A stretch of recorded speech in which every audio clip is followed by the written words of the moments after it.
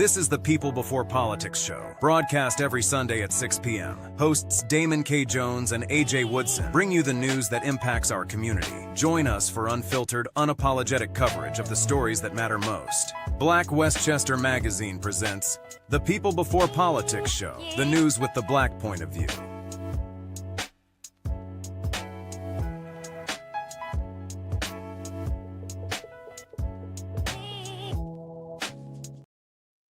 Peace and blessings, everybody. This is Black Westchester Magazine, the People Before Politics show, and we are live. Yes, Sean.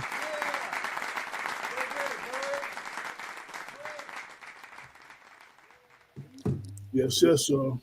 And I'm Damon K. Jones, my partner A.J. Woodson, and we here. Extra round of applause. That's what. We got an extra round of applause.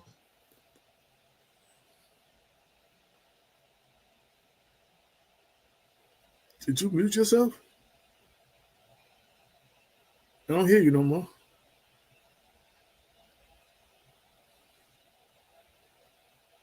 Test 1, 2. Can you hear me? Yeah. Can you hear me? Now I do. Yeah. Oh, I don't know what happened. I switched screens. I'm sure. Well, before we get started, and since we're waiting for our guests, shout out to my New York Knicks, who made it to the Eastern Conference Final for the first time in 25 years. People are losing their mind. It is a major feat. It's the closest thing to actually getting to the finals and competing for a championship, which they have not won in 50 years. So New York has lost their mind. People is all in the streets and everything like they won a championship already. But you have to understand, if you're a Knicks fan and you've been through all of the heartbreak and all of the we came close and all of everything else, it's a really good time to be a Knicks fan. So I just want to give them a shout out. And Jalen Brunson, when they got him early, people were saying, oh, that's too much money for him, this, that, and the other. Why are we spending all that money? Now it's looking like a steal because he is leading the Knicks to the promised land. He is Captain Clutch. He is the clutch player of the year. He is doing his thing. People thought Mikal Bridges, we gave too many picks for him. He is doing his thing, and he is earning his. And Carl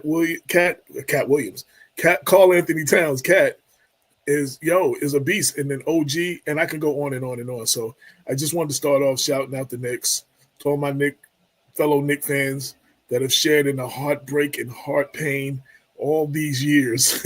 It's a good time to be a Knicks fan. Shout out to the New York Liberty. They just this is the opening weekend for the WNBA. They just raised their banner. They're the 2024 world champions. So they just raised their banner and had their ring ceremony, and they won their first game against the Aces, the former WNBA champions, and they won in deciding fashion. So shout out to them as well. And then for all you baseball fans, I know y'all going crazy over the Subway Series, the Mets and the Yankees playing each other. I know everybody's drawing battle lines.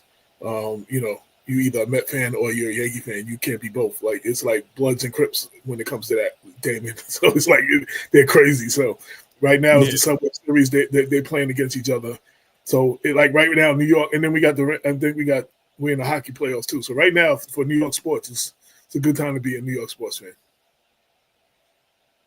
Yeah, that's great, man. Go New York. Yeah. So I had to start off with my hat. I had to start off with my hat on, representing for the Knicks. Taking it off now, but I had to start off with the hat. Shout out. So the May issue is out. It's been out for about a week. Still hasn't hit every place yet, but it's out. The digital version, if you didn't get a copy of the print version, the digital version is on the website. The June issue comes out around June 4th, June 5th. So the deadline to advertise, especially all you candidates running in the primary, is May 30th. So you have like 2 weeks or so to get your ads and your money in if you want to be in the last issue before the primary. Get your ads in. So that will be It's back to back, but this May issue is good. Tomorrow is May 19th, and it would have been the 100th birthday of Brother Minister Malcolm. Malcolm X would have been 100 if he was still alive, and his birthday is tomorrow, and he is on the cover of the May issue. We celebrate the life and legacy of Malcolm, and Damon wrote a strong piece. Basically, a lot of the stuff he was talking about, we still facing now. Like, you want to talk about that briefly? What you wrote? Basically, Malcolm was talking about back then in the 60s, which wasn't as bad as it is now. With you have these social media gurus and social media activists and entertainers. You know how they are there to distract us from what we need to do as a people, and it's going on today. It's actually going on today because we're not having the actual conversation. People that are influencers or entertainers or sportscasters, comedians, you know, are talking issues that technically they're talking, but they don't really know what they're talking about, and they're confusing the people. And a lot of times it is on purpose because they get paid by these big companies that are not owned by us. So sooner or later, we're going to have to come to terms with what Malcolm said.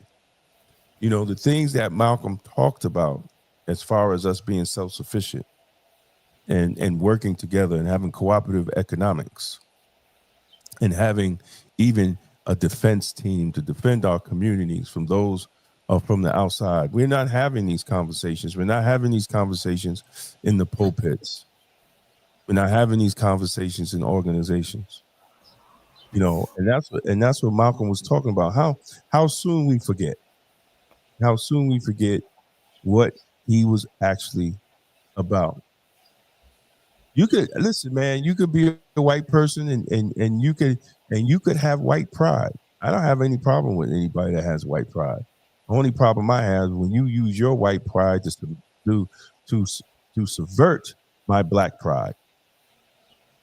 That's when I have a problem. Even the Black Panthers at one time sat down with the white nationalists,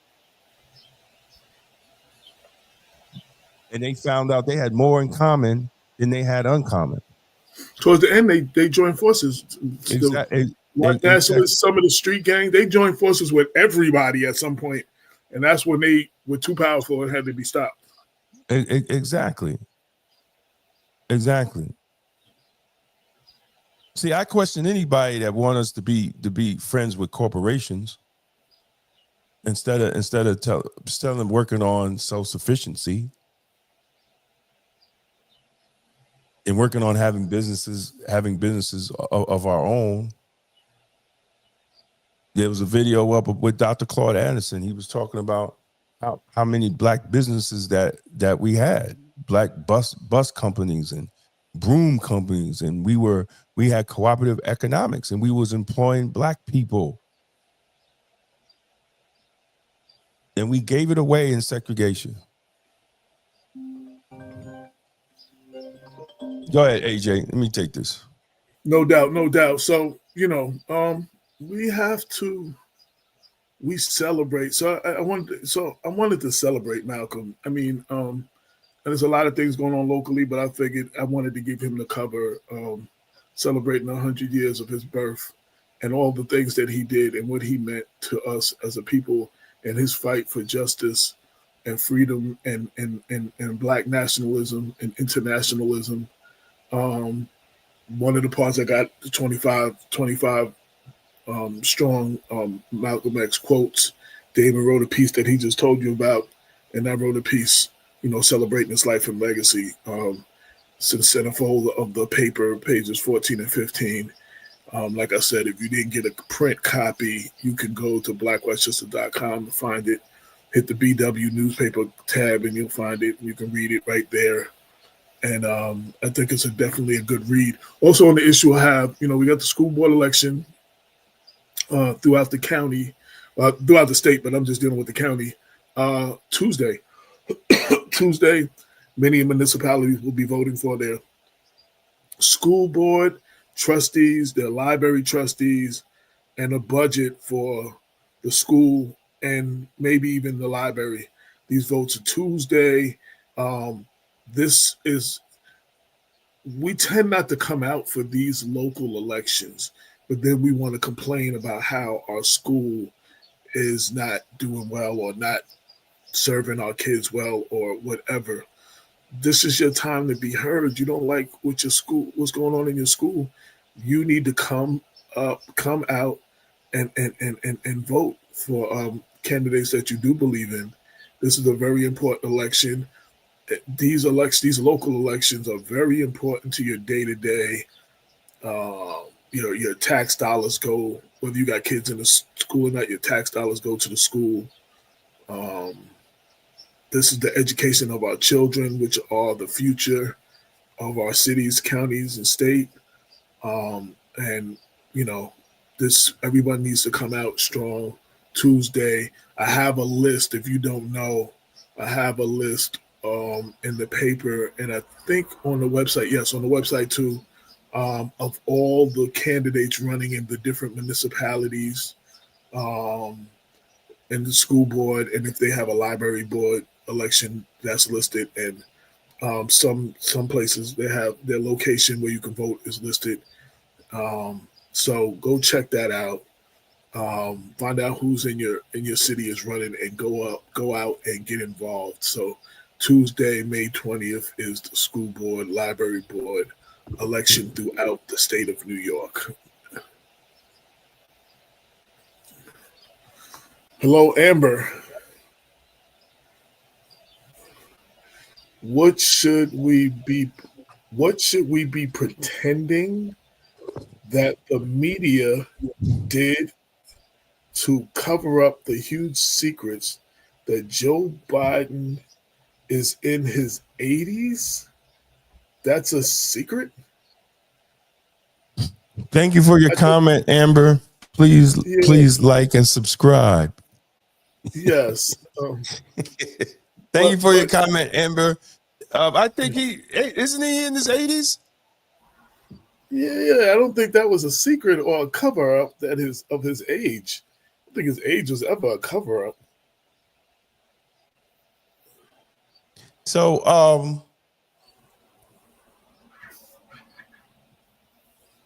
for all y'all that's watching, we're just waiting on our resident legal brain, Jonathan Newton. He's having some technical difficulties. So we're trying to. I'm sorry. So I did want to mention. So Biden is 82 for the record, but the news that came out today is he was just diagnosed with an aggressive form of prostate cancer. So I did want to mention that since we brought his name up. But he is 82, and there was never. But we do appreciate the comments and encourage everybody to comment. So thank you, Amber. Everybody else can comment. If you're watching this on YouTube, please subscribe, please like, please share. We're simulcasting live on Facebook, on several Facebook pages, on LinkedIn, on YouTube, and on X. So you can check us out. And then if you miss a show, all the shows are archived on blackwestchester.com and on the Black Westchester YouTube channel, so you can catch all the previous shows. Yes. And I know a lot of people tuned in for our review of what's going on in Mount Vernon, but we're waiting on our resident legal brain lawyer, Jonathan Newton, before we get into this, because what we like to do and what we're going to start doing, especially with Jonathan, we're going to start having conversations from a legal perspective. He is a former police officer, he's an activist, and he is a defense lawyer. And he's not from Westchester. He doesn't live in New York. So he has no ties to nobody. He has no ties He's not any on party, anybody's payroll. any organization. He's not on no committees. I know great lawyers, but a lot of them are on committees. A lot of them are on different advisory boards and stuff like that. But he's not. He has no ties to anyone but Black Westchester. So he's going to give you the unadulterated, the unapologetic, his legal, everything from his legal perspective and his experience, and explain it from a legal point of view. We're also gonna start, not just that. When we deal with other topics, we're gonna bring more experts in the field that are in our circle to the table, so they can speak on whatever the topic is. So this is the beginning of that. Doing more of that. Absolutely. So, for all y'all that are watching, please go to blackwestchester.com. As always, it's the news with the Black point of view, and we got some great articles up there. First one is Maryland Governor Wes Moore. He vetoes a reparations bill. the first black governor of Maryland, and he vetoes a reparations bill. Ain't that something? Ain't that black representation? So what was the reasons for vetoing it? Sometimes he says it doesn't have in it what you want to have. It was to study reparations. Wasn't even to give money out. Wasn't to say black people owe this and that. It was just to study reparations.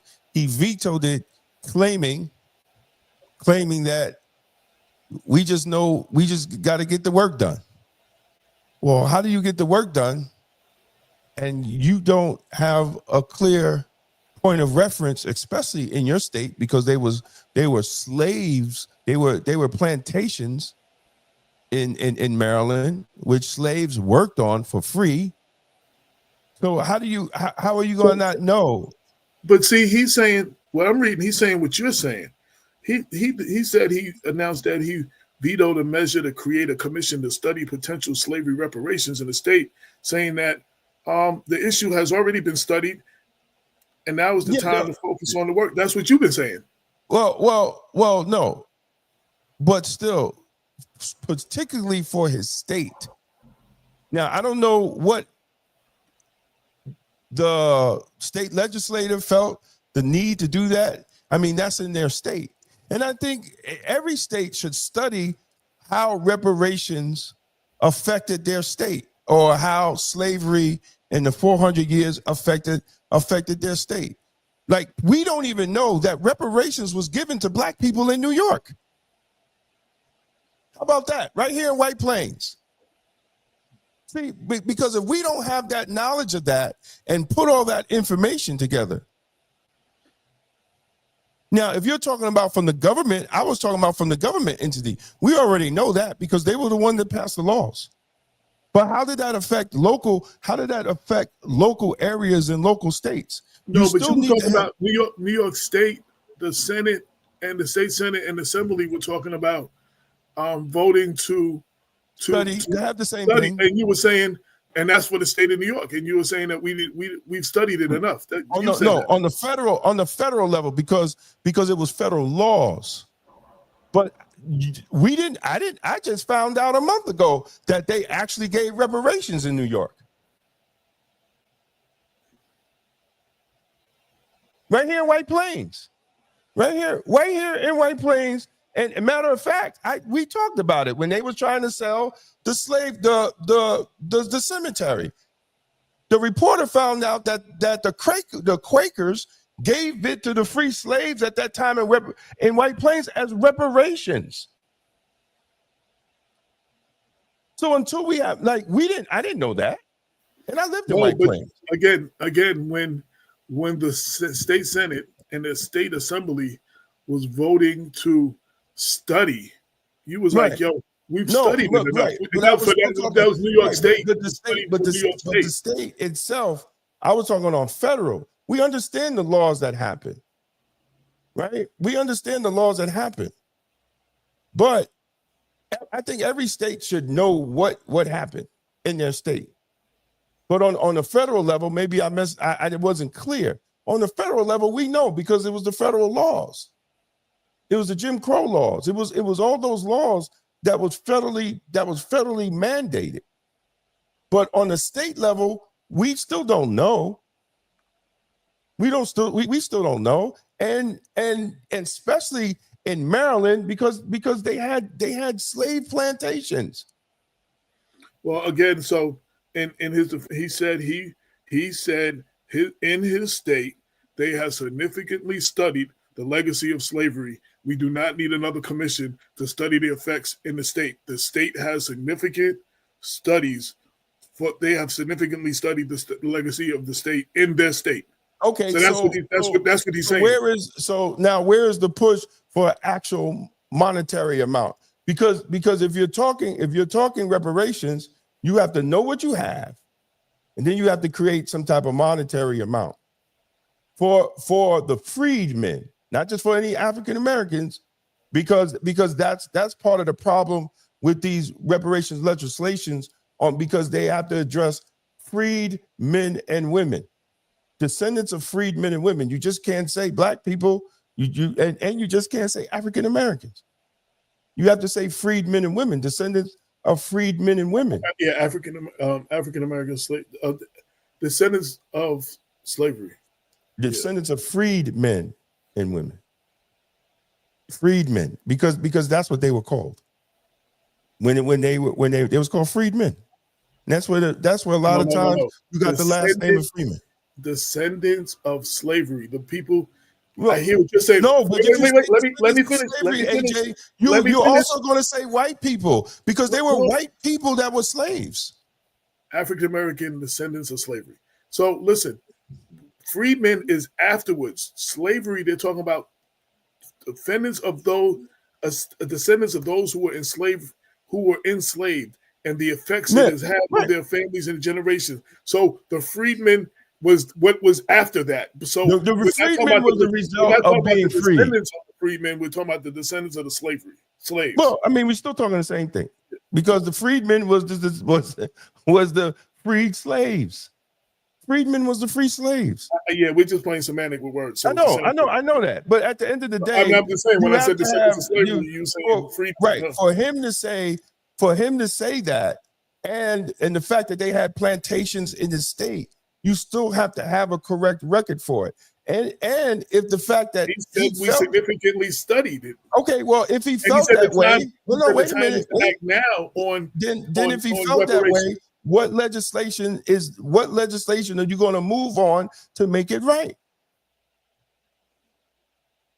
Because there's no legislation documented on what happened. There might be studies. We could study everything, but you have to have a piece of legislation that's going to document what actually happened. That's my point. You got to document it. We know on the United States level. He's saying they have significantly studied, they documented in his state. We don't need another study. I mean, he's not saying he's not voting no for reparations. He's voting we don't need to put up another study. We need to start moving on. We need to start moving in the direction of paying reparations. That's what he's saying. We need to be moving in that direction. And I'm just reading what he's saying. I'm reading exactly his quote. I think it's bullshit.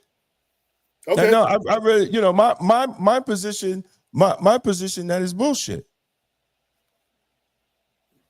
Because there's no official state unless you have an official state record. See, we know with the United States, there were laws. We could just look up United States laws that were passed. We don't know what happened in the States. And if he feels that way, then he should recommend that the legislators should move on to monetary reparations. He said, and again, the time is not to study, the time is to act now on. Okay. That's what he's saying. That's what he's saying. Okay. Then from what I'm reading. Right. Rhetoric and saying that we need to pass a bill is two different things. Because that's my position, and that's my position. For the first black governor to move on that, and they want to make sure that their state has actual numbers. What are you moving on if you don't know? You have to have actual numbers. You can't speak that he doesn't know, and you can't speak. I'm just saying Okay, we can't speak that they don't have it documented. We can't speak that you if can they only did have it documented, I don't think the state legislature would move on that. You're thinking and assuming you don't know. No, well, I'm not listen, the state legislature passed it. So clearly it was a reason. The state legislature passed it. And it got to his desk and he vetoed it. So clearly the state legislature felt it was a reason to make sure that we have these documented evidence or have this to put something together so we could come to whether it's a amount or whether it's programs or whether it's whatever, based on what freed slaves went through in the state of Maryland. That's all I'm saying. So I'm recommending everybody look it up themselves and read and hear what he said. No, yeah, they can read and hear what he said. But when do we get to say end of the short? At the end of the day, even if he did have that commission, what would it hurt? Would it actually hurt? Unless he's coming out with a great program, and he still has to go back to the state legislature to pass it. If we're talking governance, just to give us, listen, how many words have we heard from black politicians to say, well, we need to move on this, we need to move on that. Okay, well, we still need the legislation to move on it. And how many years and decades have we been talking about we need to pass something to study? How long? Well, listen. You've been saying that. You've been saying that. No, I've been saying that. I've been saying it on a federal level that we don't need to study because it was the laws. It was the laws of the land. But how did those laws affect each state that feels that they still have to look it up? We didn't even know. Listen, I lived in White Plains, and I didn't even know that reparations was given to black people in White Plains in Westchester County. So now, if we're looking at reparations for those who live in Westchester County, right? We already got something that says that they gave it, and nobody knew about it. White Plains and not Westchester. Yeah, but still, we don't listen. So how does that help anybody outside of White Plains? That was still a piece of land that was given reparation to free slaves in Westchester County in the state of New York. So now, how do these scholars build on that? And the fact of the matter is, they was about to sell it away so they could build some damn condos. So clearly, whoever had the land didn't even know it was given to reparations for free slaves. They were trying to make condos on it.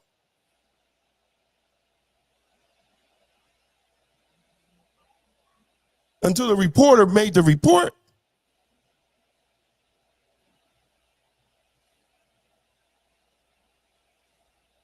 The simple thing is this: we put black elected officials in office and then they get broad. You would never hear, whether we want to study or not, a Jewish elected official would worry about studying how Jews were affected in Maryland. They would pass that study. There wouldn't have been no question about it.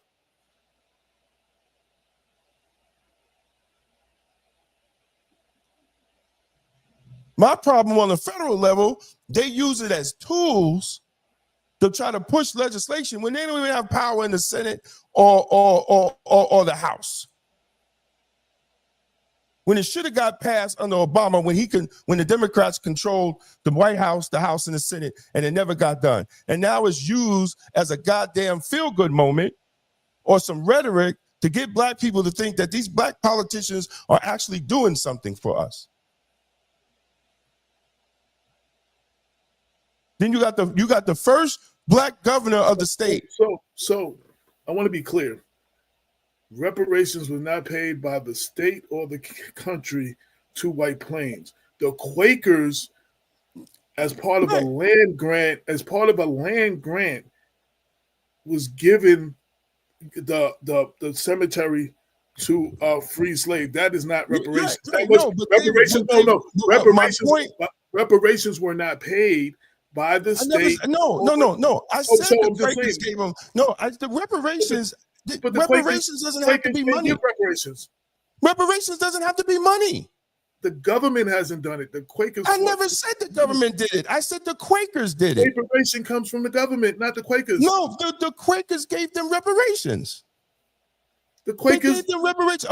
They gave them reparations for what they went through, but it was recognized for what they did. Now, at the end of the day, that's something in New York State that the free slaves or whatever they went through was recognized.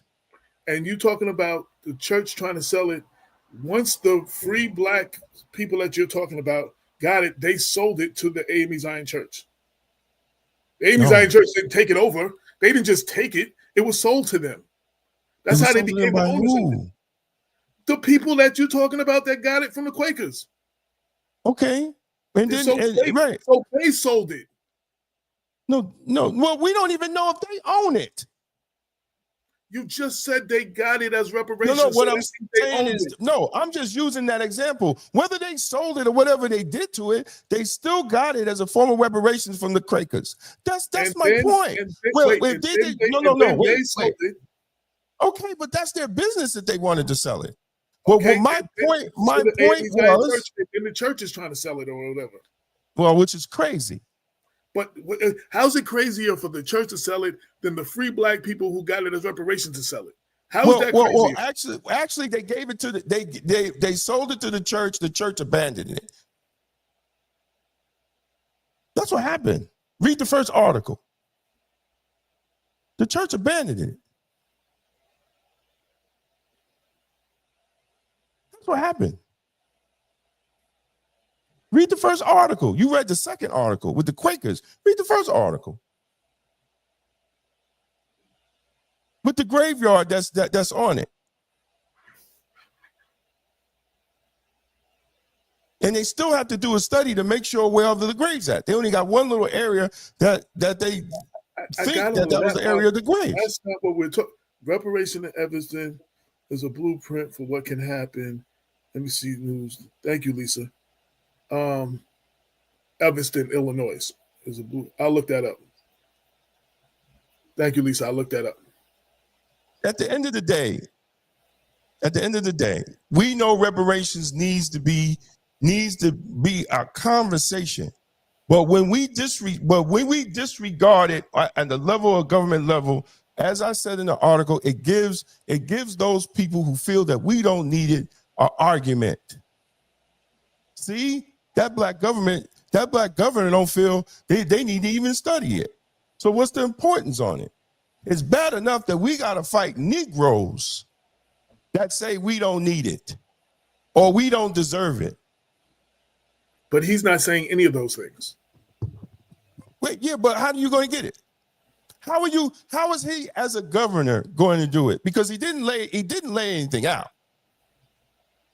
He just gave the usual rhetoric that we get from politicians. He didn't lay anything down. Listen, we know we need equality. We know we need all that. But how are you going to do it? What's the agenda?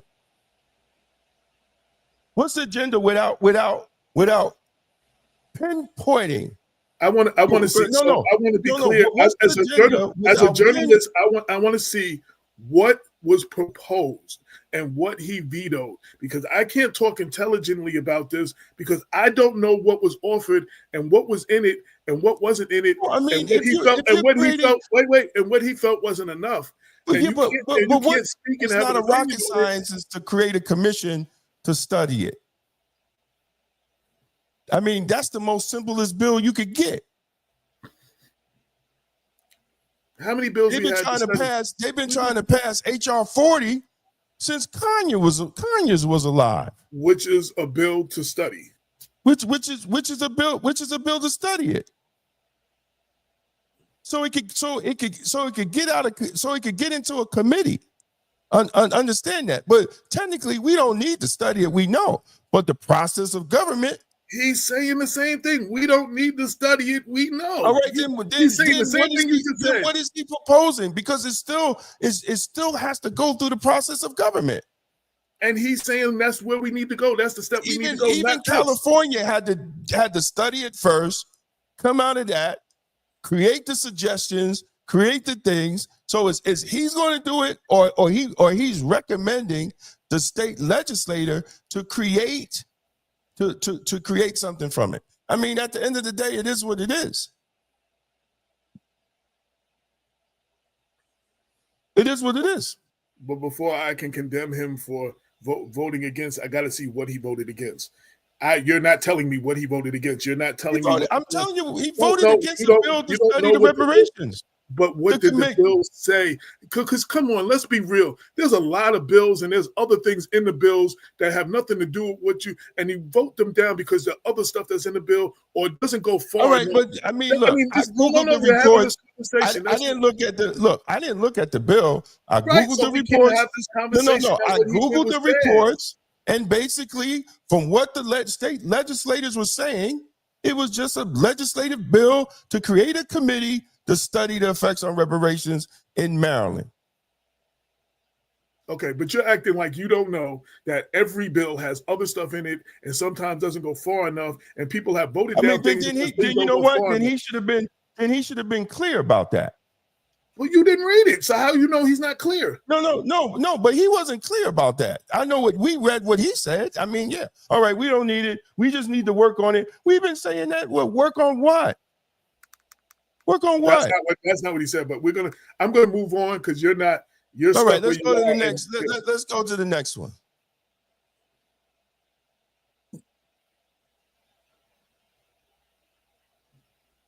My Brother's Keeper's been around for 10 years. In New Rochelle. Congratulations to My Brother's Keeper. The first one in Westchester to accept Obama's challenge.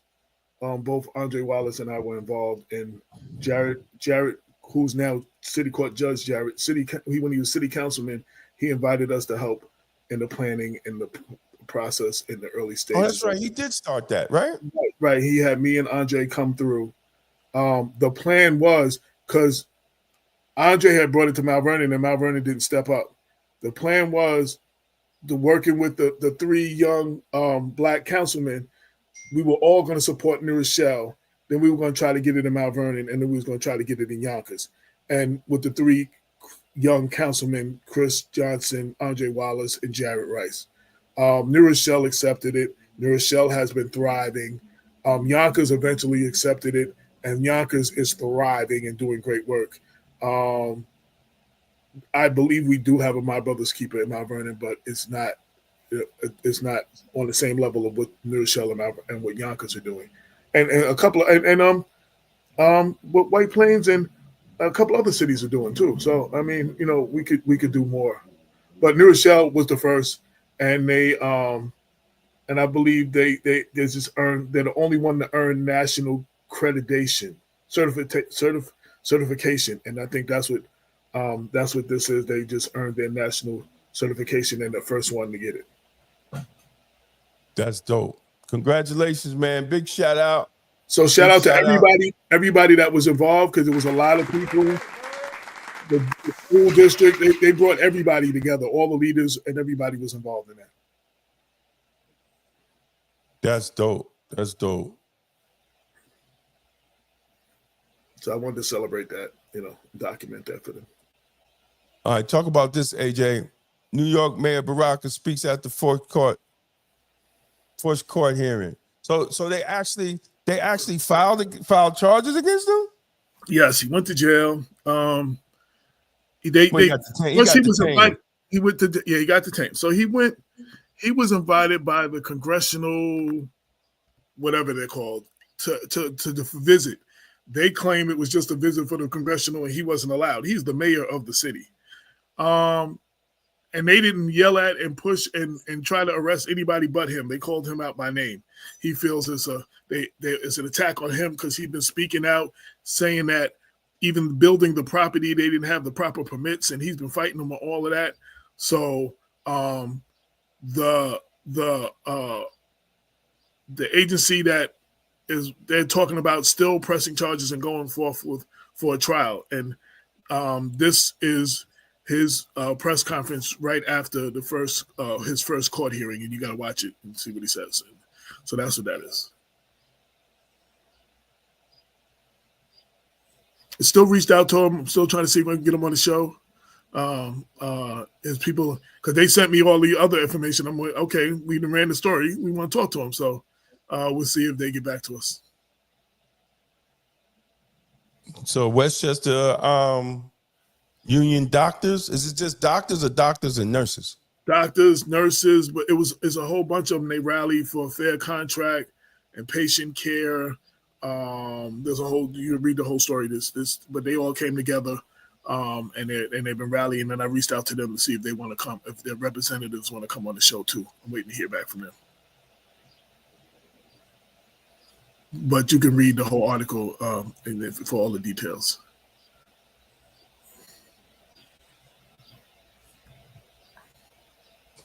Mount Vernon gets a new superintendent. You know what's funny? Damon? So I'm like, yo, dude, you picked the right time to come work for this. Wait, but you know what's funny? So I watched the hearing that they had on the state level, the state senate and assembly, joint. It was the Big Five and us, because we're not one of the Big Five. Rochester, Yonkers, I forget what the other ones are. So our former, until he takes over, she's still current. Dr. Kim Smith, she was up there, and she kind of rambled a little bit and ran out of time before she made her point. This guy spoke one or two people later. He was pinpoint. He made all his points. He had everything timed out. He talked about what he needs to school. He made such a great presentation. I was like, man, we need somebody like that here, just as a joke. And he is the one that we ended up getting. Yeah, you wished it on him already. So he was the interim. He was the interim. Last year, he was hired as the interim superintendent for Rochester.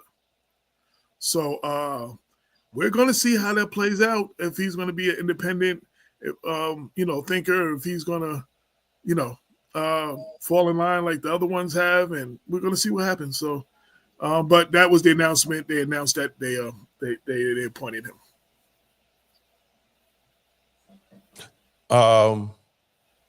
Self-explanatory: the mental cost of failed leadership in Black America.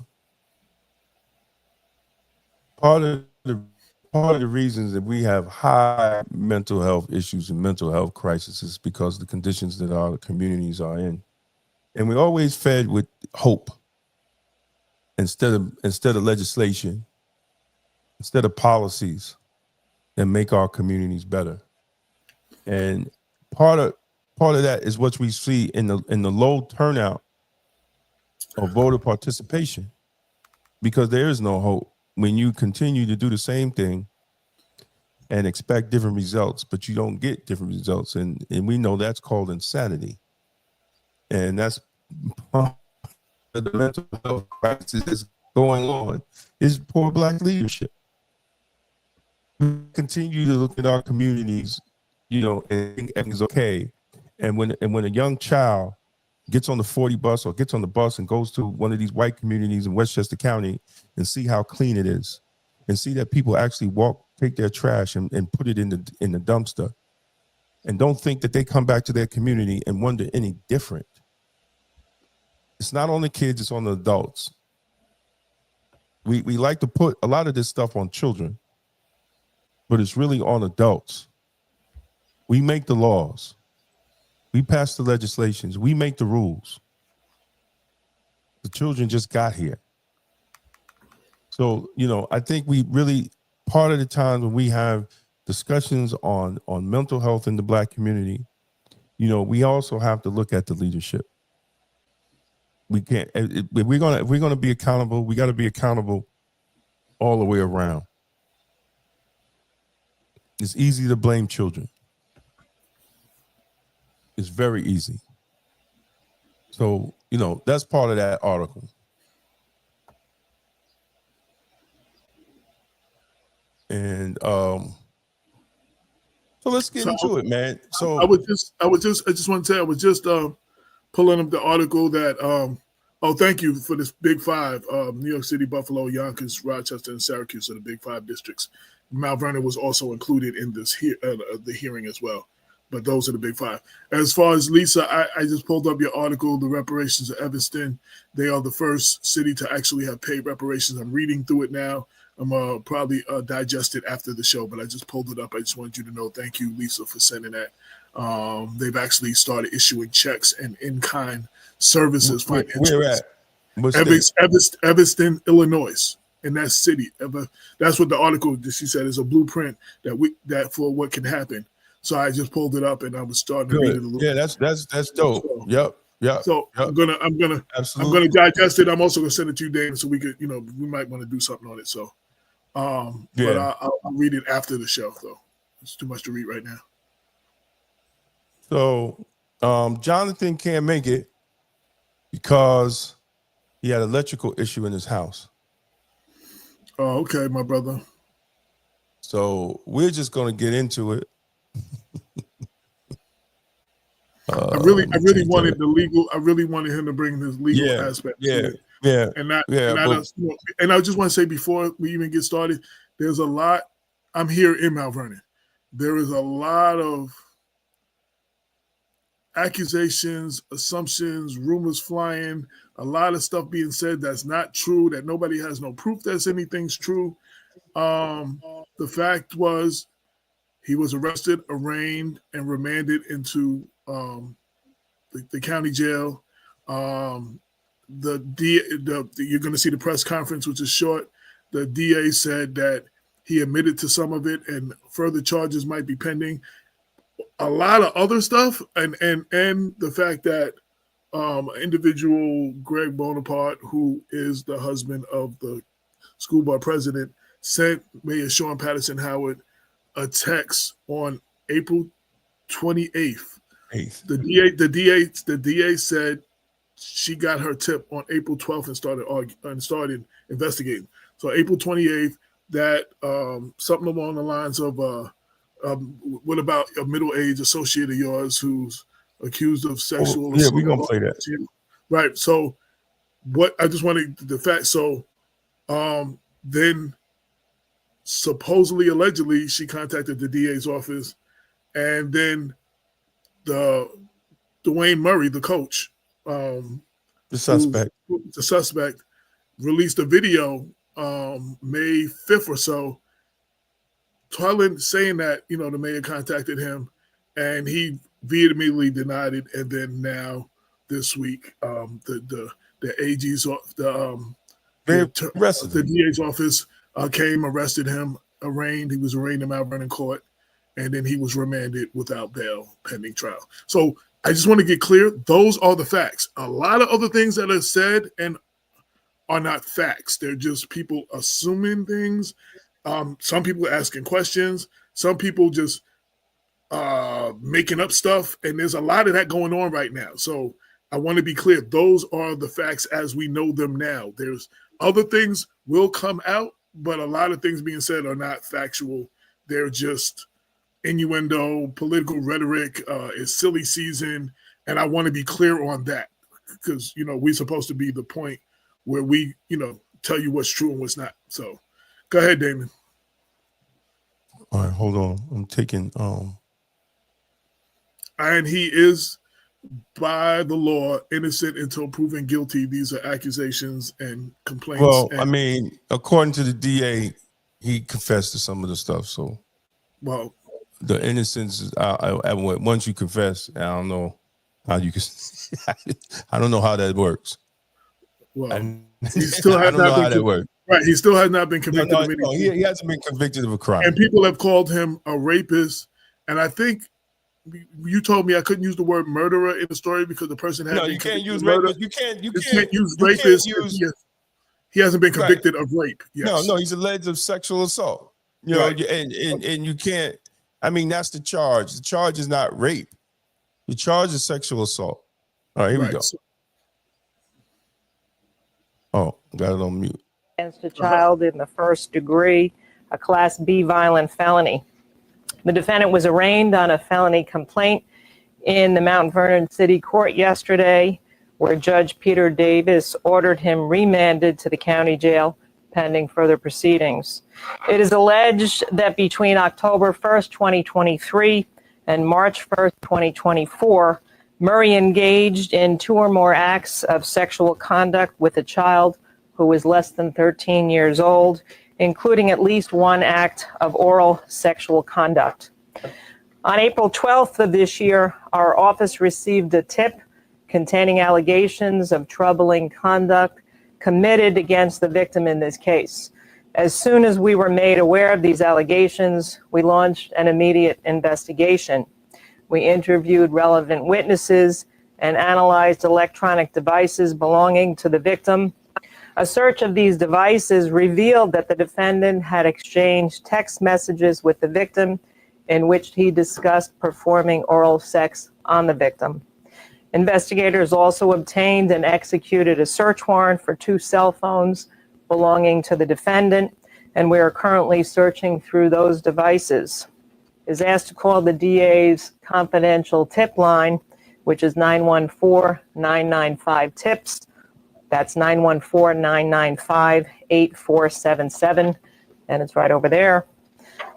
There is no crime we take more seriously than offenses committed against children, especially offenses of a sexual nature.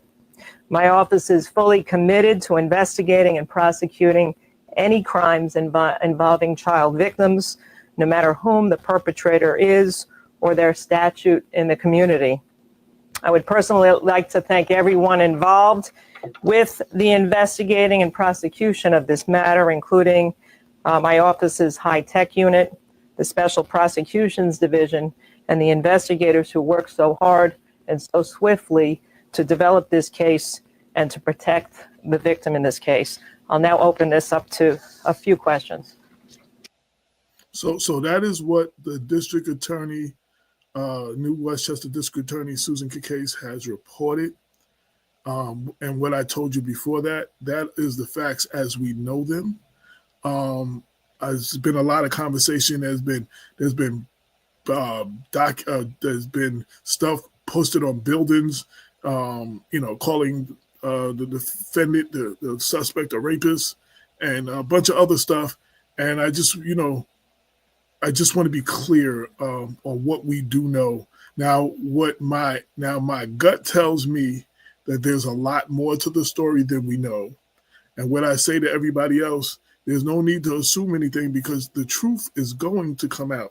Whatever happened, whoever was involved, whoever knew, and all those other things, the truth will come out. And justice is not always a 1, 2, 3 quick thing. It's not a microwavable thing. Sometimes this stuff takes time. So we might not know the truth for a while, but we can't be making assumptions and running around spreading false things and rumors. And there's at least one child that is unaged who is affected. Her family is affected. I'm speaking as a father of a daughter. You know what I'm saying? Their family is affected. There are other people involved. So we have to take that into consideration before we spread all the stuff that we don't know. Go ahead, David. And there's a video where we, as Black Westchester, I had to respond to Dwayne Murray's video.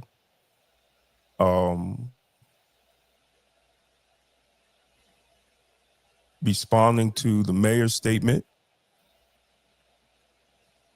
questioning and asking the question, why did she contact the suspect? And that, and I'm saying it as a father of a daughter, as a grandfather of two girls. One thing that fathers and grandfathers of young girls take serious is sexual abuse of young girls. And when we're dealing with these type of issues, it's no time for political gain. Either the DA has to ask the question or on the mayor. And this is not any politics. We just need to come clean. And I didn't say it. He said it. He said it in his own video. He said it in his own statement. I felt it was stupid from the beginning to even make a statement like that, especially when you knew you was guilty. Dude, this guy was guilty. And he's already, that video, Low HUD, News 12, and everybody's already said. Yeah, and according to the DA, he admitted to some of the stuff. So it's done. It's over. But the question is, just on full transparency, as a mandated reporter, if you said you contacted the authorities, cool. But why did the suspect say you contacted him? That's what I wanted Jonathan to talk about, whatever the legal aspect of that is, because a lot of people have been using terms like interfering with an investigation and all that, and there's been rhetoric. On Facebook. There's been rhetoric on Facebook saying that she was alerting him so he could flee. Like, I'm just telling you, there's a bunch of stuff being said. No, listen. At the end of the day, the state law as a mandated reporter, you are not to investigate, right? You are not to ask questions, and you are not to talk to the suspect. I'm actually trying to find the actual law posted in the other video. So these are the rules of a mandated reporter. That's what she said she was. And I'm not knocking, because I didn't make the statement. I mean, at the end of the day, it would be better for her to not even made a statement. Because the questions wouldn't. She had to address the situation at some point, being the mayor of a city where this is someone who, one, is considered an associate of hers, two, is someone that had the people's trust and the children's church trust, and was known in the youth sports world, coaching world. She had to address. I'm not saying I agree or disagree with what she said in her statement, but I think she had to make a statement. Okay. Yeah. All right. Well, I mean, it brings up more questions, and it brings up more. Well, therein lies the thing. A lot of times statements, as a journalist, I always say that the statements released by sometimes elected officials leave me with more questions than answers, as a general rule, because I have more questions involved that are not answered, and it makes me think of more questions. Yeah. But he threw her under the bus. Well, he said the mayor contacted him, and the other thing that is being said. So, like I said, first we started with what is the facts. Now we're talking about things that are being said, and Well, I mean, let me finish. So, what is being said is that you made me lose my train of thought about her contacting him. You made me lose my thought when you interrupted me. My bad. I had a good point to make. So people, but people are asking the questions.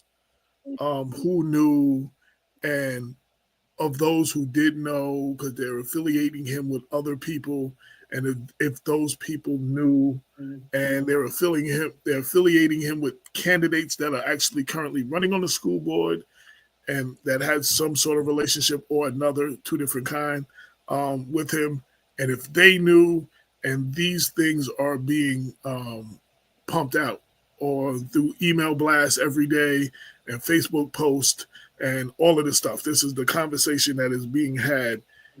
But what I'm going to tell you is we can't assume anything, but what's going to happen is whatever happened is coming to light. If there were other victims, it's going to come to light. If there were more things that he did, it will come to light. And we have to wait for the district attorney to put their investigation together and bring this to trial and expose those things. Oh, absolutely. Absolutely. I'm trying to stop the rhetoric, because you don't live here. I see this every day, all through the street, everywhere. This is but I'm just basing on two statements, her statement and his statement. So, I mean, all that other stuff is conjecture. I'm focusing on the statements, on what he said and what she said. That's it. That's it. I'm not. I don't know. I don't know if it was wise. See, when they say anything you said can be used against you in the court of law, you sometimes what Jonathan said. He said when I tell my when he's representing, he tells them to shut up and stay quiet. Like, well, I mean, and then, releasing videos, conversation, releasing videos publicly, and then the evidence comes out and you're arrested for these things, and then the DA says you admitted to some of it. It just, what was the purpose of the video that you put out?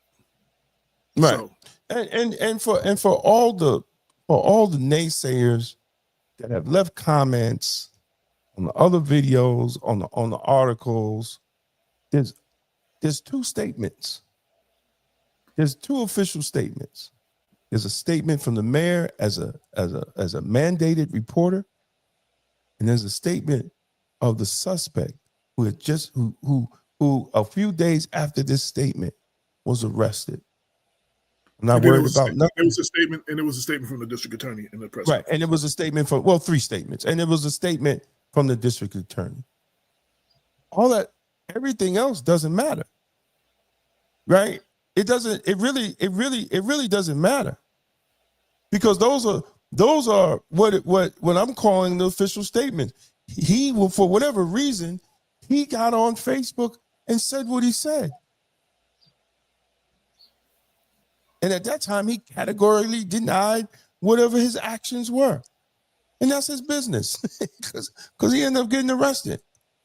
But if you look, if we're looking at the timeline,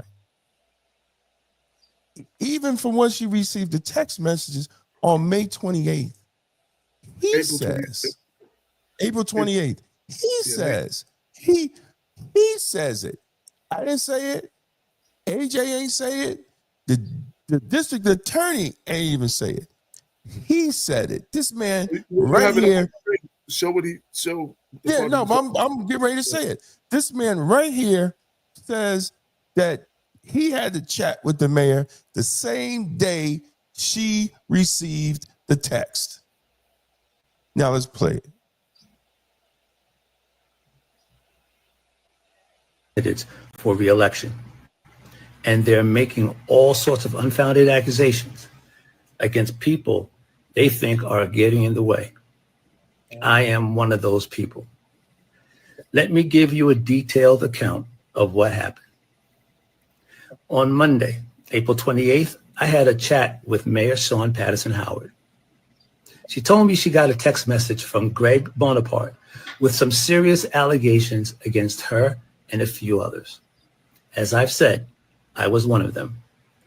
In that text, Bonaparte didn't mention my name, but I'll quote, I've heard some troubling reports that a middle-aged close associate of yours is accused of having inappropriate physical relations with a 14-year-old eighth grader and of stealing from a nonprofit organization. Is this true? End quote. The mayor rightfully sent a copy of Bonaparte's text to the Westchester District Attorney's office. By the way, I'm an eighth grade girls basketball coach for the Mount Vernon Junior Knights. Bishop Collie Nathan Edwards, pastor of the Friendship Worship Center in Mount Vernon, posted on his Facebook account about a candidate for controller. I got a response from. So that goes into it's a longer statement. I do have the whole statement if anybody wants to see the entire statement. Play this back from where the connection improved. Again, this is. He goes on to talk about other things that have to do with the current election coming up.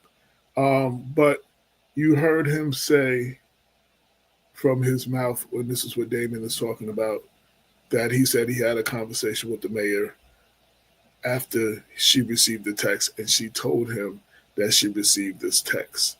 What people in Mount Vernon were harping on is, as you heard, it said a close middle-aged associate who is supposed to um, some sexual whatever of a 14-year-old 8th grade student.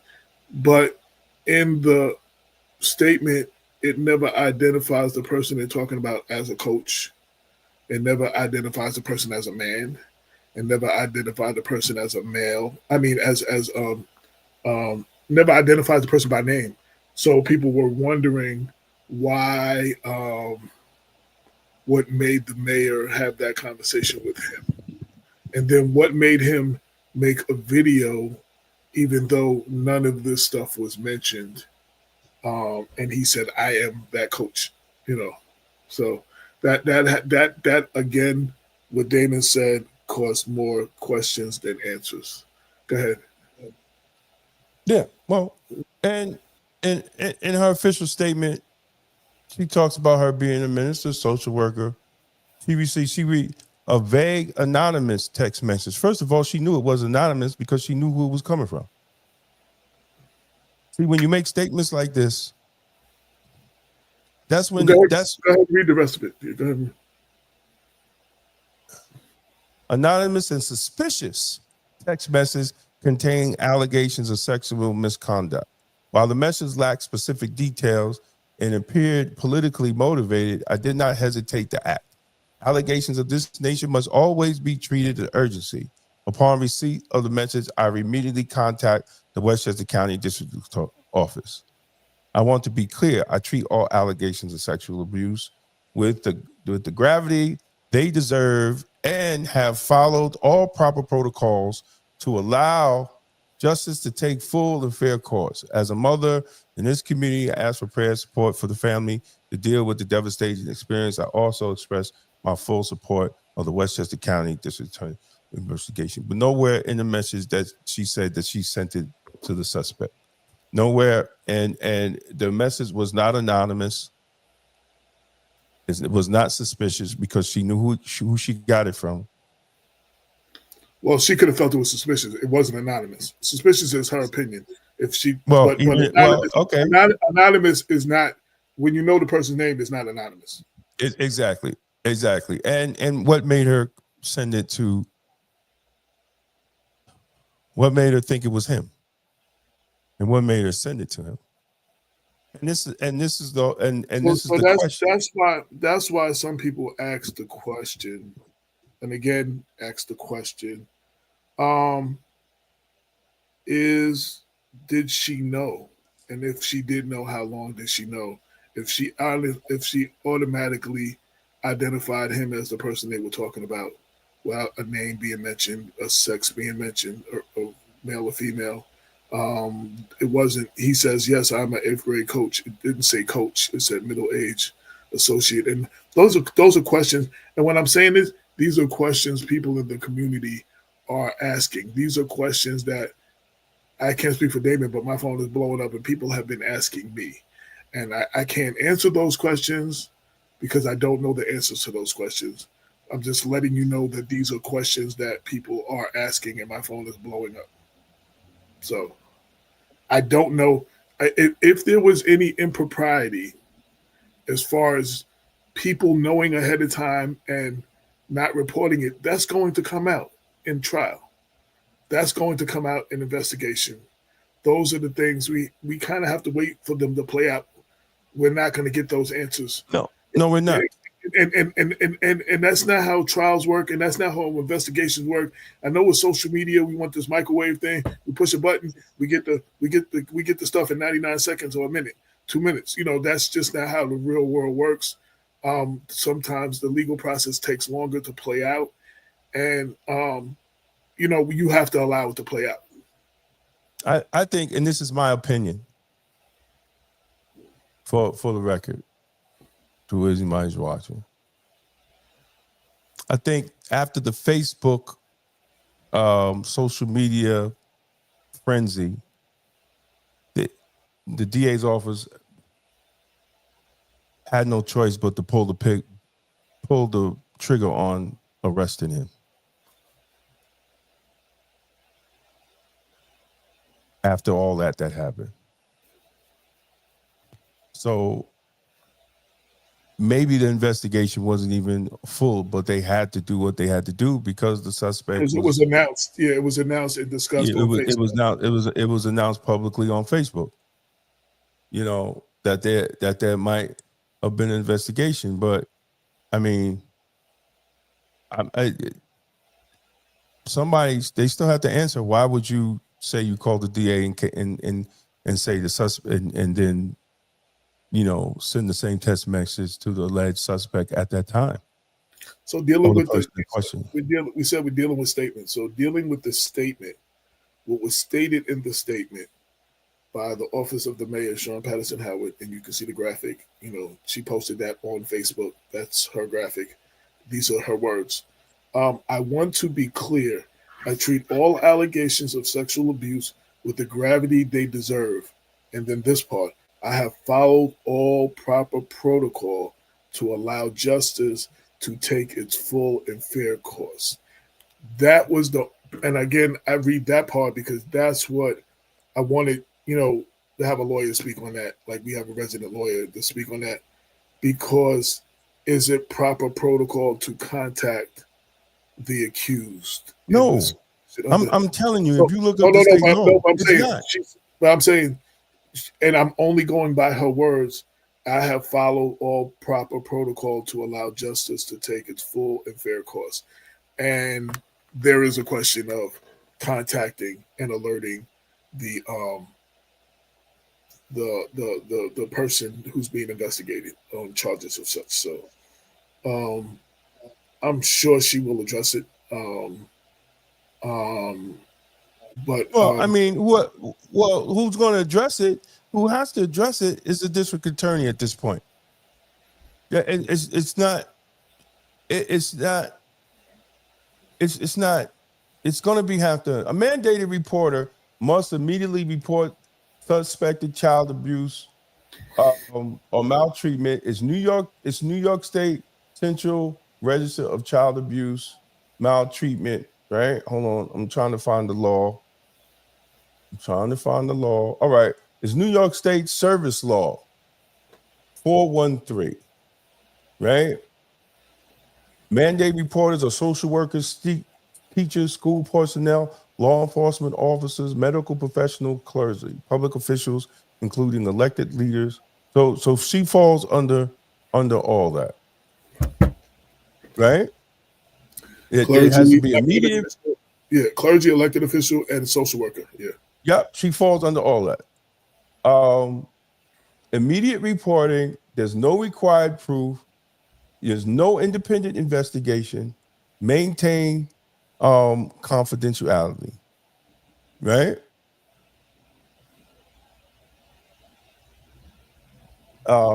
Alerting the subject is considered a violation of protocol and may compromise the investigation.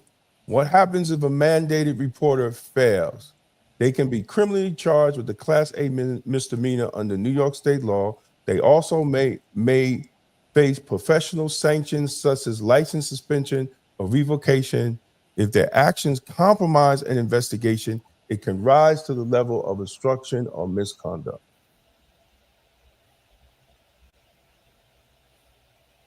As a mandated reporter. So again, these are the facts. These are what these things are. There's a lot of other things I know people want us to talk about. People text. I know y'all gonna talk about this. I'm not just dealing with what's going on. And people, I gotta be honest, if we write a story and I put all the facts in the story, don't 20 of y'all call me up to find out what the background of the story and the information that I didn't put in the story is. I put what I could put in the story in the story. Like, I don't want to have 20 conversations about what might have not been in the story that I do not know. If I didn't write it in the story, I'm not going to speak about it publicly. So exactly. Even if I know, there are always things that I know that I can't speak on or I can't prove or I can't write at the time. I'm not going to share them, no matter how cool we are or you think we are. But AJ, this is me. Yeah. Everybody, it's just me. You know what I'm saying? So I'm not doing it. And I say this because we've been doing this too long. And every time there's a story, we get the same thing. And I'm not people are trying to get me to say things so they can say, nah, it's got to be true because AJ, the editor of Black Westchester, said it. Nope. When y'all spreading what y'all spreading, y'all leaving my name out of it because I'm not. Other than we reported what we reported, Damon asked certain questions in his editorial, in his column, and that's until either more charges are filed, until maybe more people are arrested or something like that. There really is nothing new to report. The new until June 4th, which is going to be the next court date. So, right. And let me tell you, we still might not know in June 4th, right? Yeah. From a full investigation of what happened and all this stuff. So, but at the end of the day, it was just a question made on statements.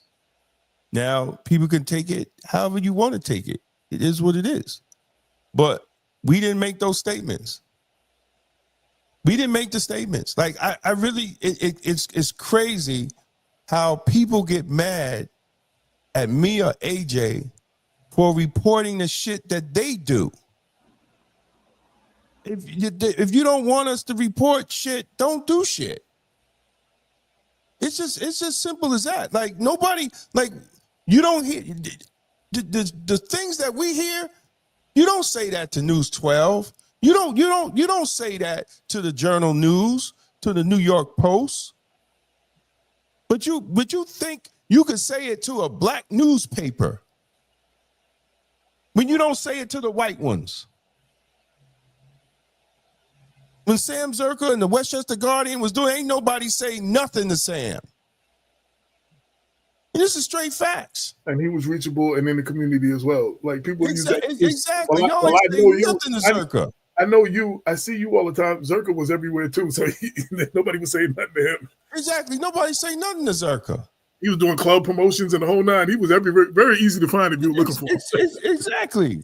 So you know when we report what you do, it's nothing personal. You did it, and we have the right to question it, especially when it comes down to sexual assault of young girls. There's not going to be an off button on this. I agree with the DA when she said there is no greater crime than a crime committed against a child, especially of a sexual nature. I totally agree 100%. That is like the ultimate, and again, if all the things that he is accused of are true, he was a leader to them. He was a coach. And we know in our community, coaches are also sometimes some people's only father figure that they had. Exactly. So it was a betrayal of trust. And other people have said, my child went to that program, or he convinced me to put my child in that program. No matter what you feel about that person and what that person has done before, and I'm not going to talk about particular people. As a parent, I have to agree with that person, for feeling what he feels. I'm gonna be honest, and this is not Black Westchester. This ain't got nothing to do. If my daughter was the daughter that was involved, the criminal investigation and the arrest would not have been his; it would have been mine. Absolutely. And I'm just keeping it real. And that goes with anything. I'm not trying to hear nothing. I'm not trying to hear explanations. I'm not trying to, once I know that that's what happened and my daughter told me, bro, like, you're not seeing the inside of a court. It's going to be me. So here's the thing. Here's the thing. Let me come out of this. We go to, I know we got a lot of people watching on the multiple outlets. If you do have comments or questions or anything that we spoke on and you want to make a comment known or you want to speak up on it, please feel free. This is an open conversation with the community. We want to hear from you. So feel free to put your comments in the comments. Here's the thing, because I needed to. And this is just not Mount Vernon. This is the black community. as men,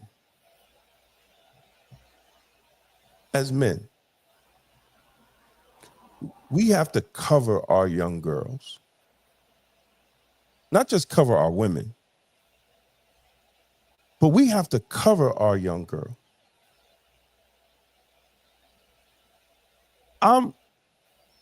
We're not making our communities a safe place to live. And I'm talking to the pastors too. I'm talking to the leaders.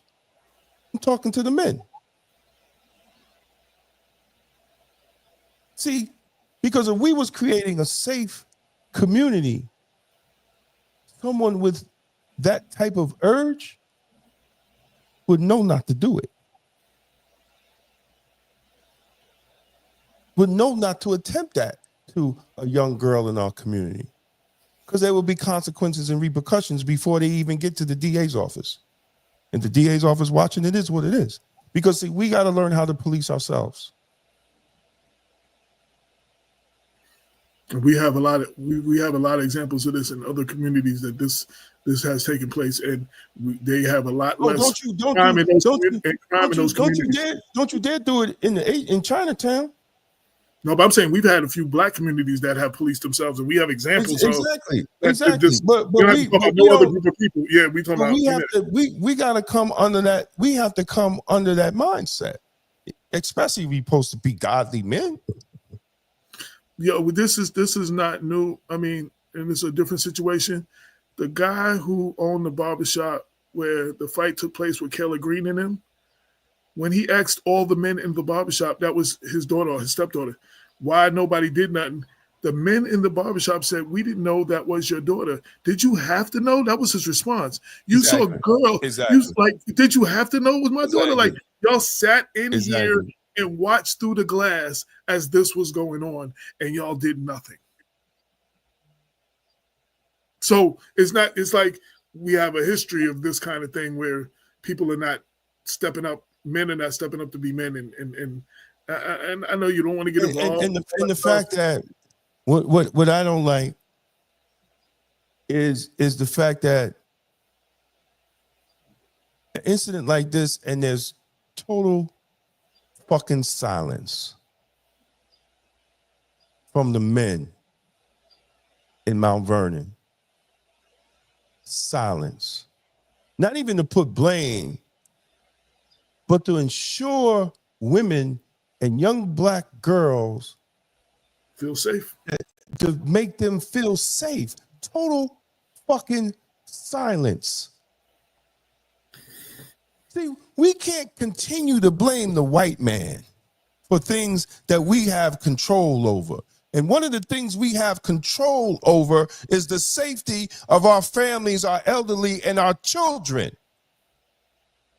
But when something like this happens and these young people don't see the adults step up, that's why they don't have faith in us. That's why they don't look up to us. That's why they don't respect us. Because we don't respect the community that we control.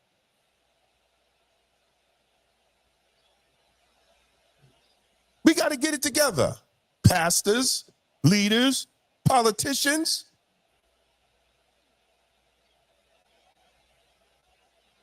It should have been made clear to these young girls and these young people in the city of Mount Vernon that we will try to make sure that it will never happen again.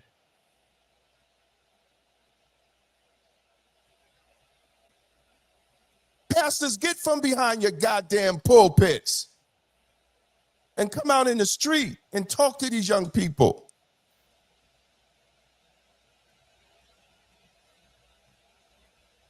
We have to change it, man. We have to change it because ain't nobody gonna come and help us.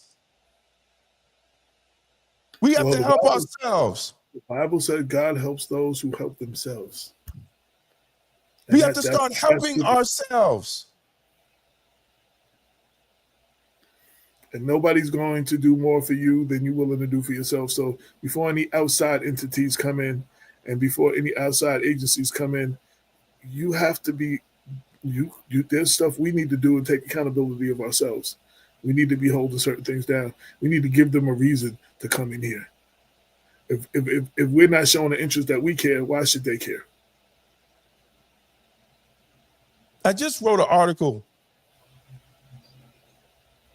on the mental health of what poor black leadership does to the mental health of black people. And this incident is giving a prime example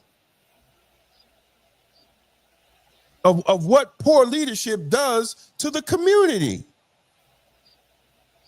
when you're in a leadership position. Nobody said anything.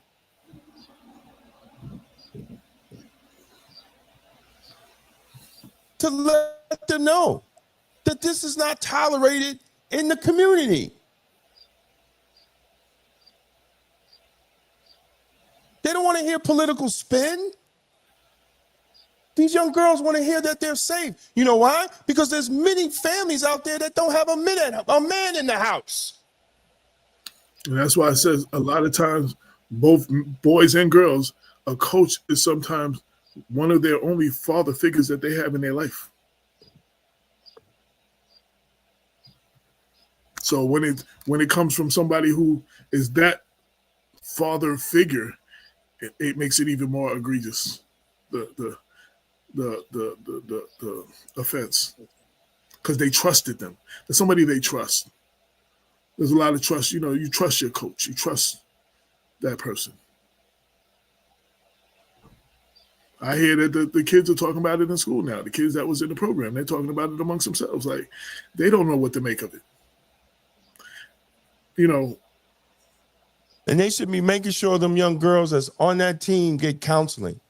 I was just going to say that we need with the mental health situation is when these kids go through stuff and they experience stuff and they see stuff and they're not given the opportunity to unpack what they deal with before the next incident happens that blows their mind. Like, we don't give them enough situations to unpack the situation that they're facing, and they're dealing with these things back to back to back to back. And you wonder why a lot of them are acting out and acting certain kind of ways. This plays on their mental health. And I agree, there should be, the school district should do nothing else, and parents have suggested as well, make sure it happens, that anybody who was in his program, the junior nights, counseling should be made available to them for free, so that they can unpack and they can deal with what they're dealing with. Counseling might need to be made in the school as a whole for that age group, because there's, like, you know, some of these are your peers and you know these people. You know these people. You went to school with them. They're your age. You know them. So, just it happening to someone who looks like you that you know has an effect on your mental. And we don't talk about that. We don't talk about, like, talking about mental health in the Black community is like taboo. We need to be addressing this more, especially when it comes to our children. Especially when it comes to our children. Shout out to Latoya Jones. Shout out to Cookie Alexander Campbell. Shout out to Guy Harris and everybody else who's tuning in and leaving remarks. Please feel free. Shout out to Lisa Burton. Shout out to, and I don't know who it is because you tune in a lot, but it's your YouTube handle, CKH937610. You always tune in and always leave comments, but I don't know who that is to say your name. So shout out to you. Shout out to Anissa C. And everybody else who, and again, like I said, if you got a comment, post your comments. What do you feel about this? What's your thoughts on it? You thought about what we're saying here, what we're covering. Give us your feedback. All I know is real talk. This is probably going to end up being bigger than anybody could expect it to have been. This is probably going to be a lot more involved and a lot more, it's going to be dominoes. I think more dominoes are going to fall. I think this is not going to just go away and be a small thing. This is going to to be, and more people might be involved, and more charges might be brought in, and the DA has something to prove as well, because this is her first major case. This is see, and I said this before, AJ. I said every district attorney within their 4 years, there's always a case that's going to define their 4 years. And 100 days in, Susan Kincaid's got maybe her first one. I know it might not, I pray that she don't have big case, Boy, like this. Exactly, because she gonna be like, man, the hell with this. I'm going back to be a judge. But but the whole thing is, we have to, it's all in her hands, because it's a lot of confusion. It's a lot of confusion. And the people of Mount Vernon needs clarity, right? We don't need political spin. We don't need political gang banging. This one, that one, the blue, red, Democrat, Republican, finger pointing, and exactly. We need clear from the law what happened, what had transpired, even with all that, because there's issues with that according to state law. According to state law itself. So that has to be straightened out. That has to be straightened out. And this is it's a nice welcome to the district gift for our new superintendent. Because we talk about we talk about everything else. We need to be talking about our children, the welfare and safety of our children. That is what this is about. And what things are you going to put in place? We have a school board election coming up in 2 days. What things are they going to put in place for the safety and of our children? And that's where the focus should be. Not all the name pointing and the finger pointing and all that. What are we doing to put in place for our children so things like this don't continue to happen? Yeah. And again, the counseling thing so they can unpack this. That's what I want to hear from. That's what I want to hear from leaders that deal with the children. That's what I want to hear. I just want to play my favorite quote. What did the president know, and when did he know it? Oh, this is Nixon. This is for Nixon, right? This is. So this is a revolution. We got to get rid of that guy. Yeah, that was for the Nixon trial, right? What did the president know, and when did he know it? Well, that is a question that people are asking. What did some people know, and when did they know it? What did you know, and when did you know it? That is a question being asked of some of our leaders, and even some of the candidates that have a relationship with the person. And just I mean, it's all going to come out from the DA's office. At the end of the day, it's all going to come out from the DA's office, and got to figure it out. But the questions need to be asked. And was there any violation of the law? I mean, the law is clear. It has not, and it ain't my opinion. People can look it up for themselves. New York Social Service Law 413. You could look it up. You could look it up yourself. The law is clear on what a state mandate, what the person should do. So, you got two statements, and you got to figure it out. They just got it, and I believe in the press conference at that day of the press conference, they just got a cell phone. Correct? Yeah. I think so. And they were going through it at the time of the press conference. They said they were. They were going through. They were just starting to go through, and they had her phone. They had her phone, which right. And they got his phone. They got his phone when they arrested him. So whatever's in his phone is in his phone. It is what it is, and it is what it ain't. As my mentor always says. So, I mean, we just have to wait and see. But those questions have to be cleared up. And it needs to be cleared up. It needs to be cleared up by the DA's office. Period. And real talk, what the DA said, if there are any other victims, alleged victims, if there's anybody that has information, you need to step up and call a tip line or go directly to the DA's office. Real talk. I know we like to not, the no snitching thing and all that. We don't want to give up information. We don't want to deal with. No, if you have information, you need to speak up.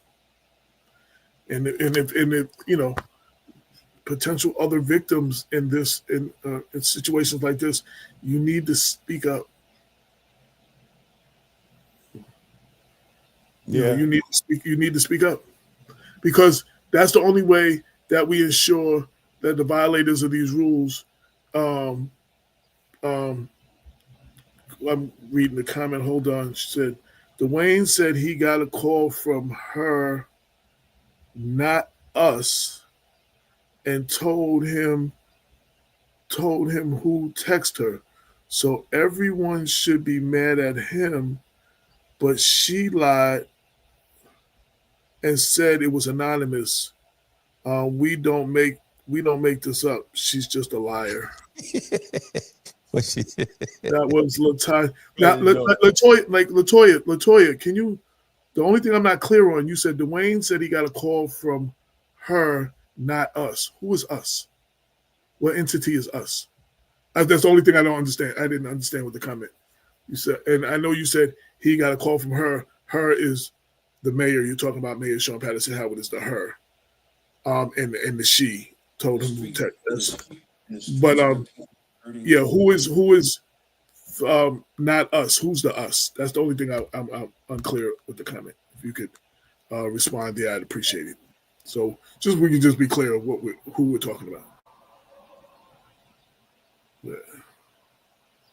So anybody else got any comments? Any comments, feedback, any thoughts? Please blow up the comment line, right? The comment section and put it in there, because the bottom line is we need to have this conversation.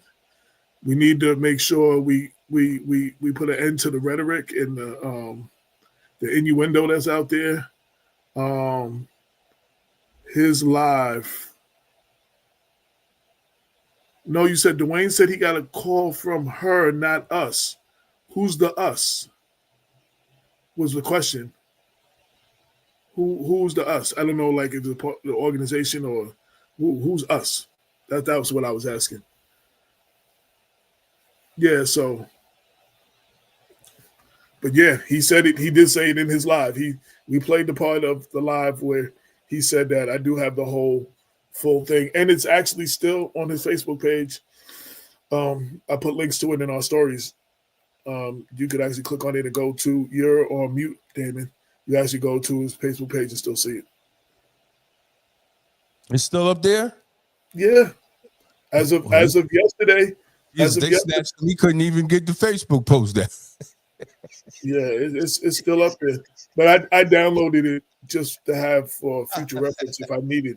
I'm sorry. I shouldn't have been laughing at that. He just snatched them up. So people understand, from what I've heard, he's in protective custody. Oh yeah, thanks for sharing that, because Yeah, he's in protective custody. I'm not sure. I don't work there anymore, but he's in protective custody. High profile case like that right now in Westchester County, so he'll probably stay in protective custody.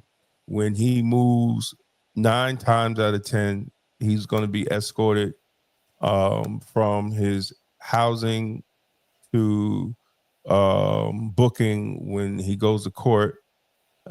He's probably not going to be able to. He's going to be. Sometimes they have him in special housing. They might have him in the SHU. So what's the SHU? People don't know what the SHU is. Special housing unit, and then they also,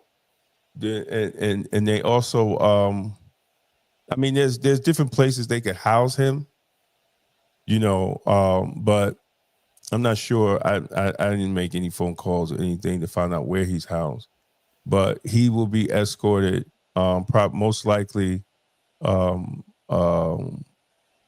the team, by the emergency response team, and what they do is they just stop all movement, so to make sure that he's safe. So I mean, ain't nobody going to get to him. None of that's going to happen in Westchester County. State corrections is a whole different animal, is a whole different beast. But they're not going to let nothing happen to him in Westchester. So while the trial is going on, he will be in county. He will be housed in county until the trial, until there's a conviction or something like that, right? Right. Oh, well, yeah. Well, absolutely, Latanya. Like, people are upset at the people that are asking the questions, and we're just responding to the statements. Shout out to Jack Toon, and shout out to Sabrina Powell. What's up, Sabrina? Jack Toon, the general. Yes. What's happening? Yeah. So I mean, they're mad at us for questioning what was said. So I mean, you can't get mad. We didn't make the statements. The people have the right to ask questions. Like, we got to get beyond that.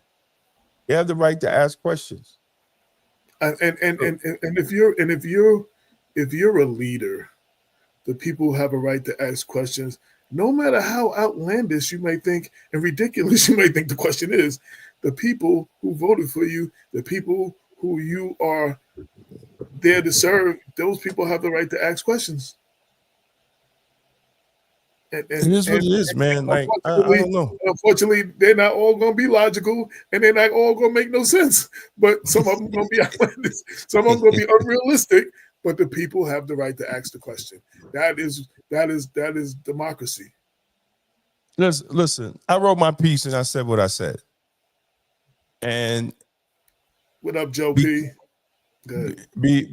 Because of the seriousness of the situation, these questions need to be asked.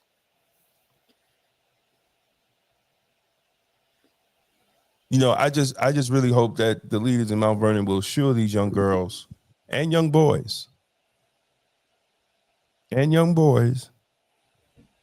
that they're safe in their city. What things are going to be put in place to assure these type of things don't happen? Exactly. And for them to have, and where is the safe places for them to go that they could trust, that they could tell somebody that these things are happening to? Right, without it not being weaponized and politicized. Exactly. We have to address that. I mean, the bigger picture. Let's take Murray.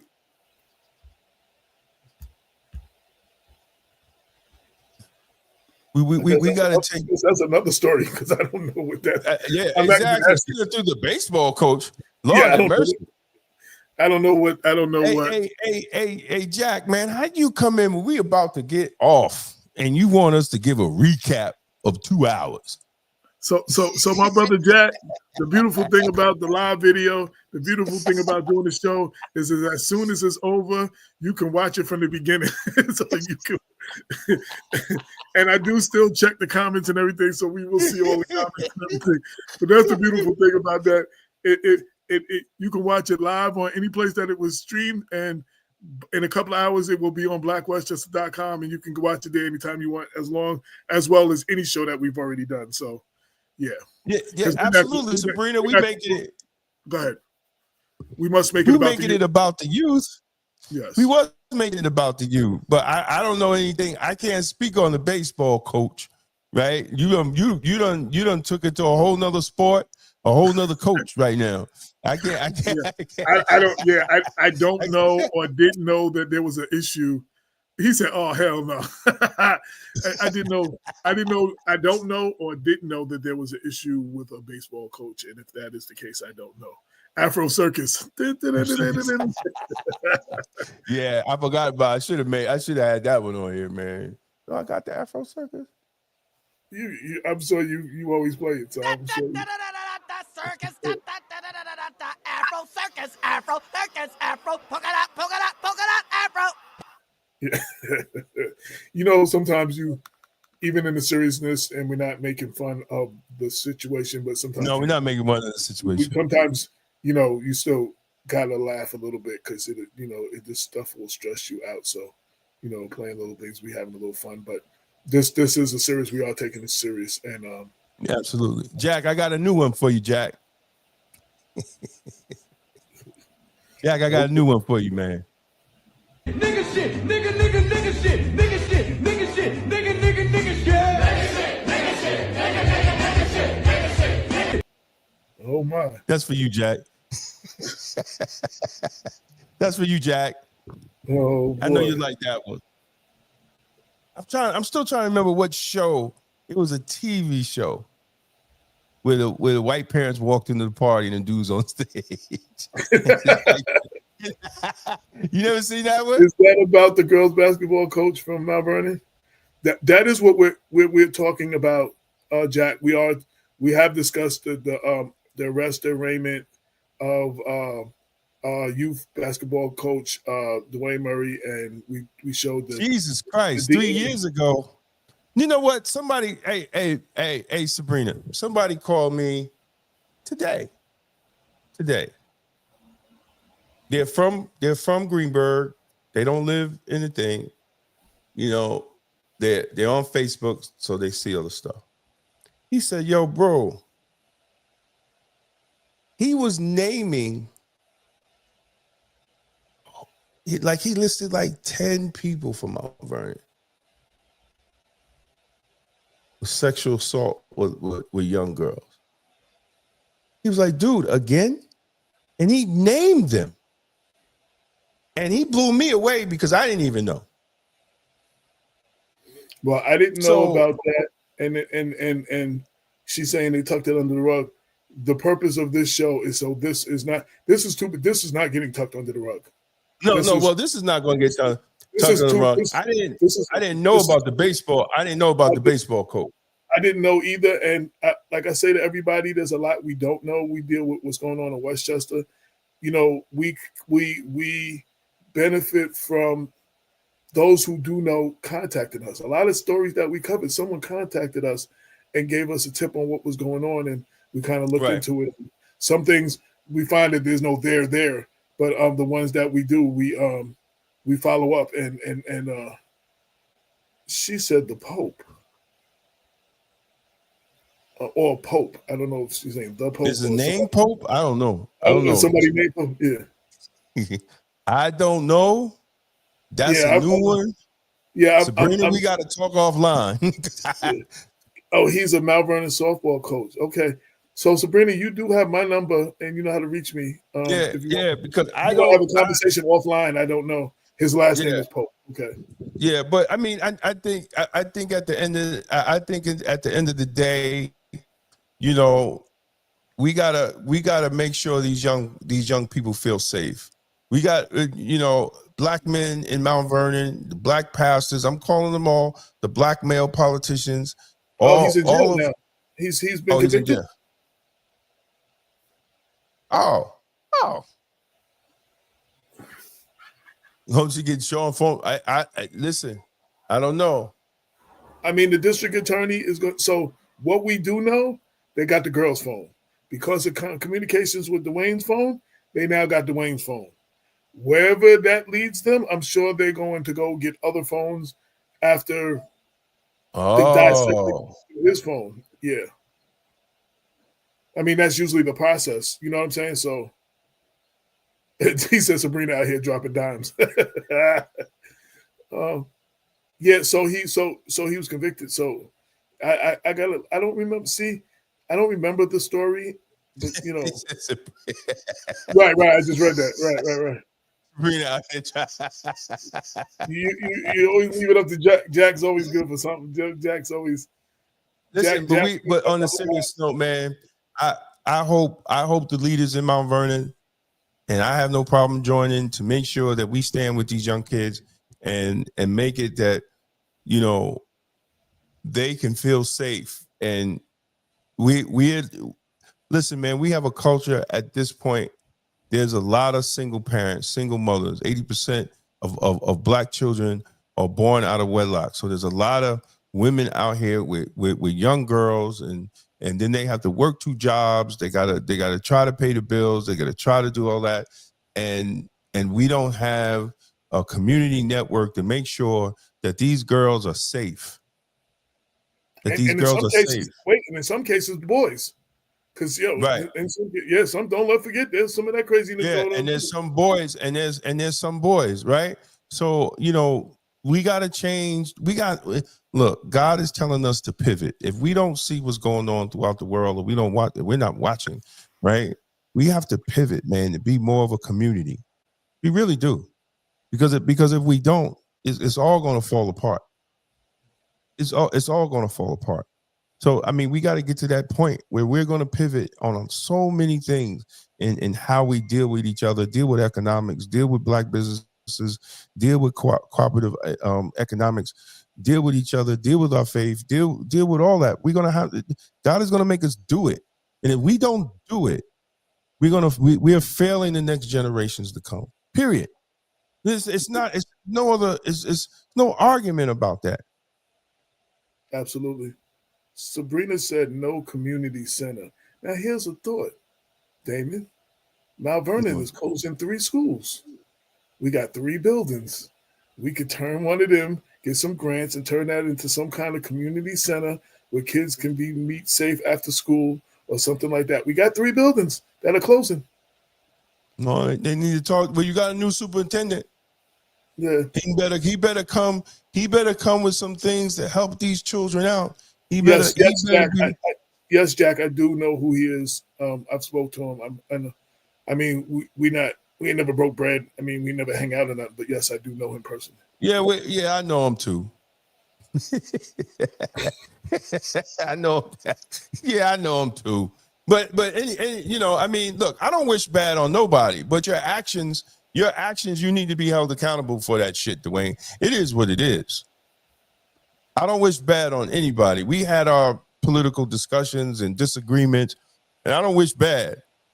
But what you did, you got to be held accountable for it.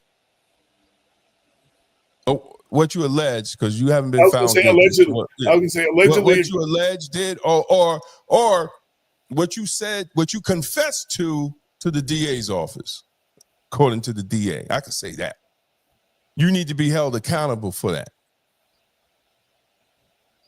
You need to be held accountable for that.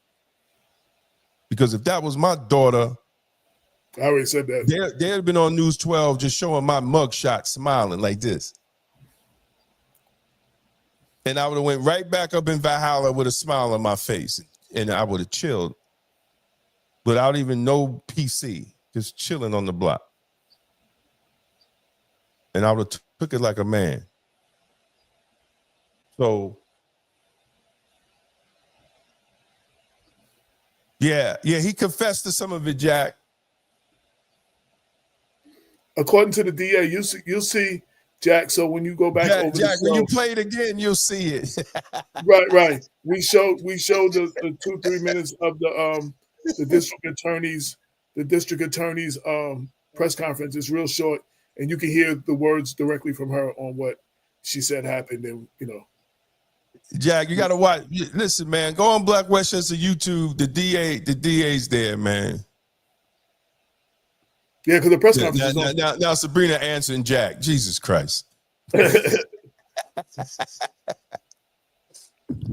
Yeah. So the DA said. So we'll answer that question. What Sabrina said, according to District Attorney, Westchester County District Attorney Susan Kikase, he admitted to some stuff. She was asked what stuff he admitted to, and she said some stuff. So she is not elaborating on what particular that he admitted to, but she said he admitted to some stuff.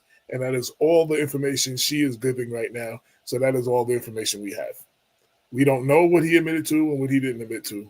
So I just got a text.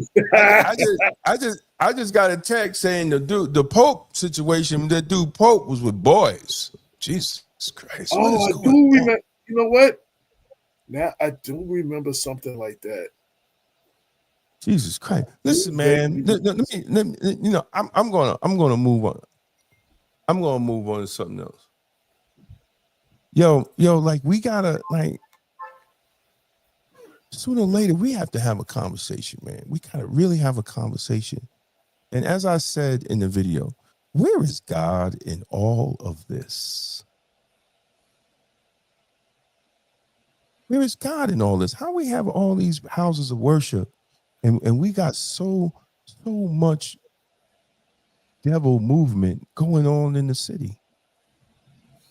My mother, you know, and I'm always repeat, AJ, and you know, when my mother dropped that on me, I say it every chance I get. She said, it's not God, it's those who claim they represent God, connection to God. So if you got all these churches and you got all this hell going on, I think you need to get a new God phone. Or some new, or rewire your connection. Because in the Bible, he destroyed two cities like this. He destroyed two cities. Exactly. Or change your spiritual transmission. Get your transmission changed. Get an oil change in your transmission. Put some new transmission oil in your spiritual transmission because something's not working. Check the connection. And I'm calling out the pastors.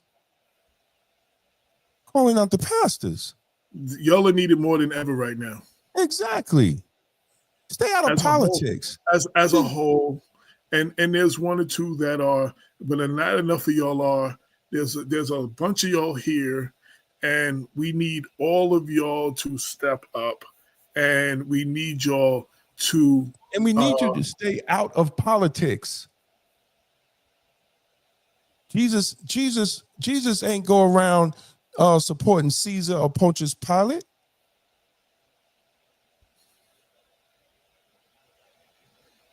Huh? Jesus wasn't paying for mailers. What are y'all doing? And I don't care if y'all don't like what I'm saying, but prove me wrong in the scripture. Every single one of y'all. I love y'all. I say this out of love, but y'all can't keep doing this. Because it comes back. Right? It comes back. And until we get it right, it's not going to be right because we're not doing right. Even as people representing the Christ, you're not doing right. So nothing's going to be right.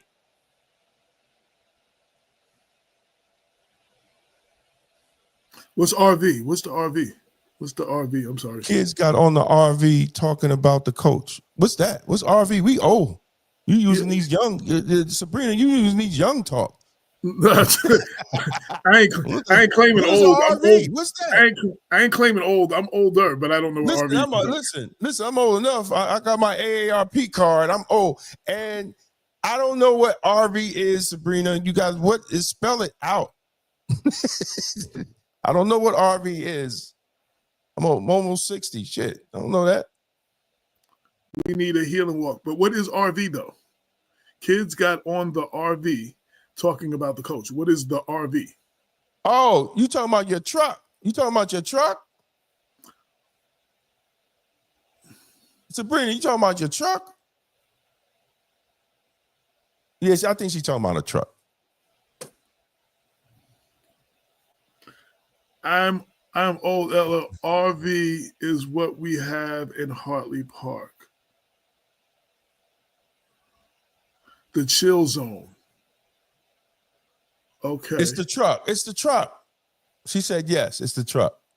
Okay. Yo, too much of this. With the calls I get every day and the conversations I have every day, even when I do know what some stand for, it'd be like something just might escape me. I'm just sitting there like, wait, what is that? Like what? Like, so you gotta sometimes at this point, we at the end of the show, you gotta break it down for me. You gotta break it down. But recreational vehicle. Yes, I know what NRV is. I didn't know that's what you were talking about. Exactly. I thought RV was like a video show or a radio show or a podcast. They got on the RV talking about it. I didn't know what. I was like, I thought it was some digital. Yeah, some kind of the RV podcast or the RV TV show or radio show or something. Facebook Live. I don't know. So anyway, now that we know what you're talking about. Yeah, so we're coming to the close. Any last words, Damon? Anything on this subject? Anything? So anybody who has information, please contact the DA's office. I almost want to say you can contact us if you don't feel comfortable contacting the DA's. You need to contact the DA's office. Contact you can get. Hey man, they can do both. Yeah. And Damon says that because AJ is the one that's gonna get the call, so that's why Damon says, so yeah, do both because they're calling me, and if they do call Damon's gonna refer him. You gotta talk to AJ.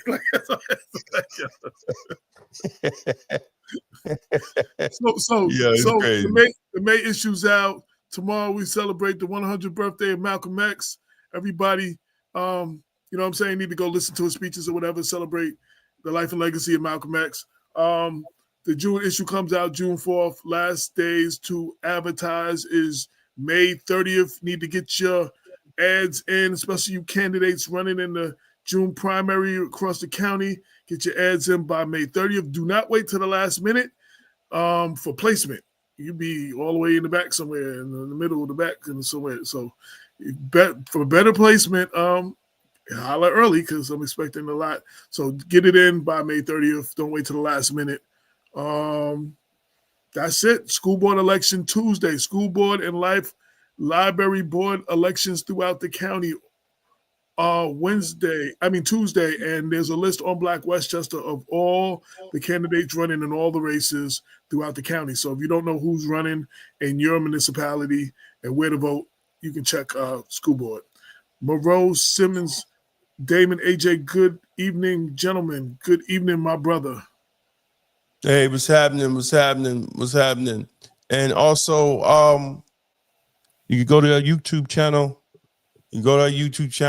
And subscribe. You can also join the membership, Black Westchester YouTube channel membership, where we get different perks for being a member of the Black Westchester YouTube channel. Also, check out our merch all over Black Westchester YouTube channel. Just help us support independent Black media. This is the way we do it. We're unbought and unbossed. Nobody tells us what to do, and this is why we get into trouble that we do. But it's okay though. We're free and independent, but freedom is not free. So exactly, but it's good trouble. It's always good. It's always good trouble when you're speaking truth to power and you're representing the people and you're helping people. So the way you can support us, you can become a member or you can buy some merch, help us out, and we appreciate anything that we get, because that's what it's all about. And shout out to all our advertisers that have been holding us down, because they help the paper come out free. And unlike everybody else, there's no paywall. So you don't read a couple of articles and then you got to pay for the rest of the month to read the articles. There's no paywall when it comes to listening to the show. You don't have to pay so we keep these things free to the people so we get the word out to the people. But it's because of good people like you that make donations to buy the merch, that support our books. We both have several books, and taking out ads. That's what keeps this going, and we keep these conversations going, and we keep bringing you the news with the Black point of view since 2014 and real talk for the community. And tomorrow, do we have anything scheduled for tomorrow for Tasha's show? Is she had a guest? Do we have a? Do you know what's going on with that? I don't know, but we got Black Economy at 8 p.m. comes on. It's not live, but it comes on Facebook YouTube at 8 p.m. Please go over to YouTube, like and subscribe. I think I'm not sure if Elevation Nation with Tasha Young at 6.